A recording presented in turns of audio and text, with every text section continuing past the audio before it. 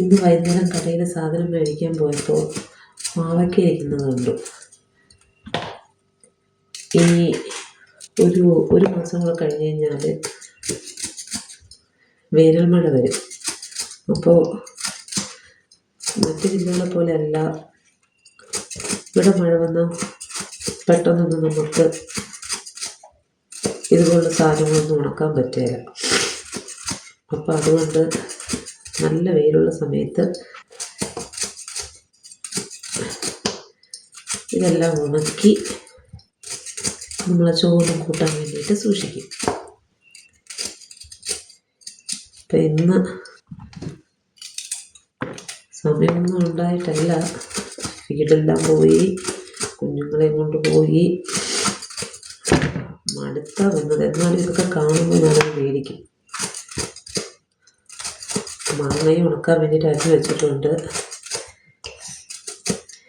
രണ്ടുപേരും കിടത്തി ഉറക്കി, ഇഹാനെയും സയാനെയും ഉറക്കി. എന്നിട്ട് എൻ്റെ പരിപാടി. ഇല്ലെങ്കിൽ അവന്മാർക്ക് ഇതെല്ലാം അരിയാൻ കൂടണം. അതുകൊണ്ട് ഞാനവരെ രണ്ടുപേരെയും ഉറക്കി കിടത്തിയിട്ട് അങ്ങോട്ടേക്ക് വന്നത്.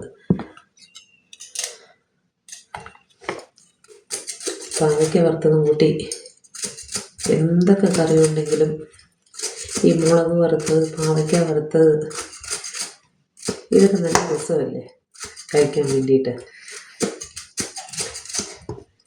ഇപ്പോൾ ഇച്ചിരി പാവയ്ക്കയ്ക്ക് വില കുറവുണ്ട്. 1 കിലോയ്ക്ക് 50 രൂപ എങ്ങാണ്ടാണ്. അപ്പം ഞാനൊരു 3 കിലോ അങ്ങ് മേടിച്ചു. ഉണക്കി വയ്ക്കുമ്പോഴത്തേന് ഈ അരിയുന്ന ഇത്രയും പൊലിപ്പൊന്നും കാണുകയില്ല. ഇത് ഉണങ്ങി കഴിയുമ്പോഴത്തേനുണ്ട്, അറിയാമല്ലോ എല്ലാവർക്കും. ഉണങ്ങി കഴിയുമ്പോൾ നമ്മളെ ഉള്ളം കയ്യിൽ എടുക്കേണ്ടതേ ഉണ്ടാവുള്ളൂ. അരിയണ സമയം പാത്രം നിറയെ ഇരിക്കും. ഉണങ്ങി വരുമ്പോൾ നമ്മൾ കയ്യിൽ കോരാനുള്ള ഇതേ ഉണ്ടാവുള്ളൂ. ഇതിന് നാളെ ഇന്ന് ഉപ്പും കായവും ഇട്ട് തിരുമ്മിയാണ് വെക്കണം. എന്നിട്ട് നാളെയാണ് ഇതിൻ്റെ പ്രിപ്പറേഷൻ. ഇഡലിപ്പാത്രത്തിൻ്റെ തട്ടിൽ വെച്ച് ഞാൻ ചെറുതായിട്ടൊന്ന് ആവി കയറ്റും. അപ്പോൾ പെട്ടെന്നൊന്ന് വാടി കിട്ടും. ഇല്ലെങ്കിൽ ഇതിൻ്റെ പച്ചമയം മാറാൻ വേണ്ടിയിട്ട് ഇത്തിരി പാടാണേ. അതുകൊണ്ട് നിങ്ങളെല്ലാവരും അങ്ങനെയാണോ ചെയ്യുന്നതെന്ന് എനിക്ക് അറിഞ്ഞുകൂടാ. ഞാൻ രാവിലെ ജോലിക്ക് പോയി കഴിഞ്ഞിട്ടുണ്ടെങ്കിൽ ഇവിടെ താഴെ ഞാനിവിടെ 3ാമത്തെ നിലയിലാണ് താമസിക്കുന്നത് ഞങ്ങൾ. അപ്പോൾ താഴെ ഒരു അമ്മച്ചിയുണ്ട്. അപ്പോൾ എന്ത് ഉണങ്ങാനിട്ടാലും അമ്മച്ചി അത് എന്താ പറയുക, നല്ല രീതിയിൽ അതിനെ ഉണക്കി അതിന് ഞാൻ വരുമ്പം ഇതാ മോനെ എന്ന് പറഞ്ഞ് എൻ്റെ കയ്യിൽ തരും. അപ്പോൾ അങ്ങനെ അമ്മച്ചി ഉള്ളത് കൊണ്ട് എനിക്കിതൊക്കെ ചെയ്തിട്ട് താഴെ നല്ല വെയിലത്ത് വെച്ചാലും അമ്മച്ചി എടുത്ത് അഥവാ മഴയുടെ മൂടൽ വന്നാലും അമ്മച്ചി എടുത്ത് അകത്ത് വെച്ചോളും. ആ ഒരു വിശ്വാസത്തിൻ്റെ പുറത്താട്ടോ ഇതൊക്കെ മേടിക്കുന്നത്. അല്ലാതെ ഡെയിലി ജോലിക്ക് പോകുന്ന എനിക്ക് ഇതൊക്കെ ഞാൻ എവിടെ ഉണങ്ങാൻ വേണ്ടിയിട്ട് വയ്ക്കും. പിന്നെ ഇത് നാളെ രാവിലെ വെളിച്ചെണ്ണൻ്റെ അകത്ത് വെച്ചൊന്ന് ആവി കയറ്റിയിട്ട് ഉപ്പെല്ലാം ഇന്നേ തിരുമ്മി വയ്ക്കും. ഉപ്പും കായപ്പൊടി ഇട്ട് തിരുമ്മി ഒന്ന് വയ്ക്കും. വെച്ചിട്ട് നാളെ രാവിലെ ആവി കയറ്റി വെയിലത്തൊന്ന് വയ്ക്കാം.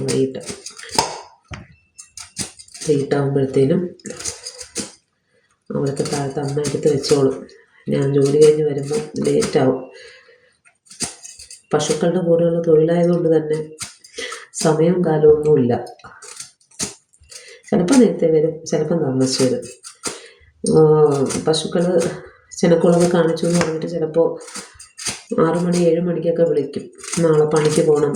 അപ്പോൾ അവരുടെ ഇല്ലെങ്കിൽ അവരുടെ ഒരു ദിവസത്തുള്ള ജോലി കളഞ്ഞ് അവർ നിൽക്കണ്ടേ. അതുകൊണ്ട് പിന്നെ ഞാൻ എപ്പോഴാണേലും എൻ്റെ ജോലി ചെയ്യുന്ന സ്ഥാപനത്തിൻ്റെ തൊട്ടടുത്താണ് ഞാൻ വീട് വാടകയ്ക്ക് എടുത്തേക്കുന്നത്. അതുകൊണ്ട് തന്നെ കർഷകർ വിളിക്കുമ്പോൾ എനിക്ക് അവർക്ക് കൃത്യസമയത്തിന് തന്നെ സർവീസ് കൊടുക്കാൻ പറ്റുന്നുണ്ട്. അതുകൊണ്ടാണ് ഞാൻ പറഞ്ഞത്, എൻ്റെ ടൈമെന്ന് പറഞ്ഞാൽ ഷെഡ്യൂൾഡായിട്ടുള്ള ടൈമല്ല, എപ്പോൾ വേണമെങ്കിലും പോവാം. അതിൻ്റെ ഇടയ്ക്കുള്ള പരിപാടികളാണ് ഈ തട്ടിക്കൂട്ട് പരിപാടികളൊക്കെ. ഇതൊക്കെ ചെയ്യാൻ എനിക്കിഷ്ടമാണ്. അങ്ങനെ ചെയ്യുന്ന സംഭവമാണ് ഇതൊക്കെ. പണ്ട് എൻ്റെ അച്ഛൻ്റെ വീട്ടിൽ അച്ഛൻ്റെ അമ്മ അതൊക്കെ കണ്ടാണ് ഞങ്ങൾ വളർന്നത്. അച്ഛൻ്റെ അമ്മ ഇതുപോലെയാണ്. മാങ്ങ കൂടുതൽ കിട്ടുന്ന സമയം, പാവയ്ക്ക കൂടുതൽ കിട്ടുന്ന സമയം, മുളക് കൂടുതൽ കിട്ടുന്ന സമയം, ഈ സമയമൊക്കെ മഴ വരുന്നതിന് മുന്നേയായിട്ട് ഉണങ്ങി എല്ലാം, നാരങ്ങ, മാങ്ങ എല്ലാം ഉണങ്ങി വയ്ക്കും. അപ്പം അത് നമ്മൾ മഴ സമയമാകുമ്പം മഴയൊക്കെ പെയ്ത് തുടങ്ങുന്ന ആ ഒരു സമയത്ത് നമ്മൾ ഇതൊക്കെ കഴിക്കാൻ വേണ്ടി വറുത്തതും പൊരിച്ചതൊക്കെ കഴിക്കാൻ, നല്ല അച്ചാർ ഐറ്റംസൊക്കെ കഴിക്കാൻ, നമുക്ക് ഉണങ്ങിയതൊക്കെ കഴിക്കാൻ ഭയങ്കര താല്പര്യമായിരിക്കും. ആ സമയത്തിന് ഇങ്ങനെ നമ്മൾ നേരത്തെ പണ്ടുള്ളവർ പറയാറില്ലേ, ആപത്ത് സമ്പത്ത് കാലത്ത് തൈപത്ത് വെച്ചാൽ ആപത്ത് കാലത്ത് കാപത്ത് തിന്നാന്ന്. അതുപോലെ നമ്മൾ എല്ലാ കാര്യങ്ങളും മുൻകൂറായിട്ട് നമ്മൾ ചെയ്തൊരുക്കി വെച്ച് കഴിഞ്ഞാൽ നമുക്ക് ആവശ്യമുള്ള സമയത്തിന് നമുക്ക് അത് ഉപകരിക്കും. എൻ്റെ ഇളയ മോൻ 2 വയസ്സുകാരൻ എണീറ്റിട്ടുണ്ട്.